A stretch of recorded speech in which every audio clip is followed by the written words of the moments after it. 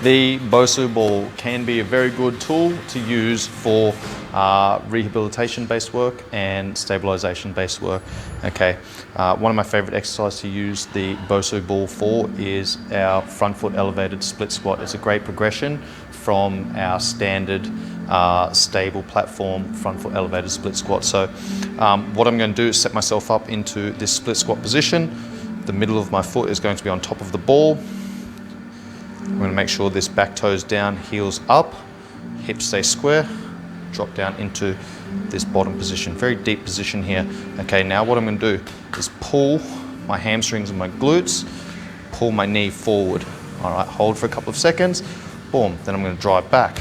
Now I'm thinking about firing my quads, pushing my foot that way, pull forward again, 2, 3, push back. So I'm loading those muscles in that bottom position. Okay, flexion, flexion, flexion. All right, I pull, works through my hamstrings. I push, works through my quads. All right, what I want to do for rehabilitation-based work is start loading that position at the bottom and accumulate 30 seconds work. Okay, so maybe I pulse forward, I pull, maybe I push back. That'll be 1 rep. Okay, maybe I do 5 to 10 reps there, or simply accumulate 30 seconds worth of work on one side, then switch sides and go to the other side. Okay, so as you'll see, requires a little bit of stability through the foot, through the hip. Okay, it provides proprioceptive feedback. All right, if you get an opportunity to do this barefoot, which I can't in this gym, but if you get an opportunity to do this barefoot, highly recommend you doing that barefoot.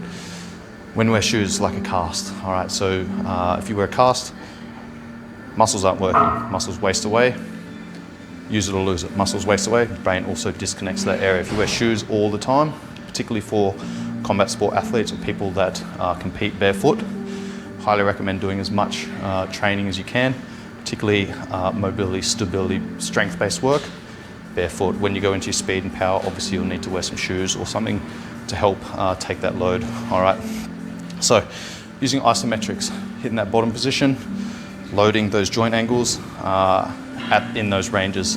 All right, what I also want to do,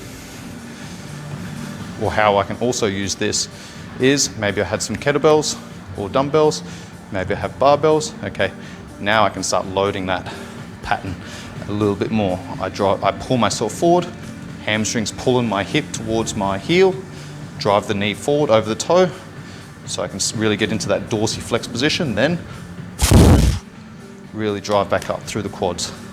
I pull back down, drive the knee forward, push back up through the quads. Okay, great exercise for rehabilitation, stabilization through the feet, through the hips, loading that knee and all of those other joints, hips and knees, hips, knees, ankles, through those deeply flexed positions.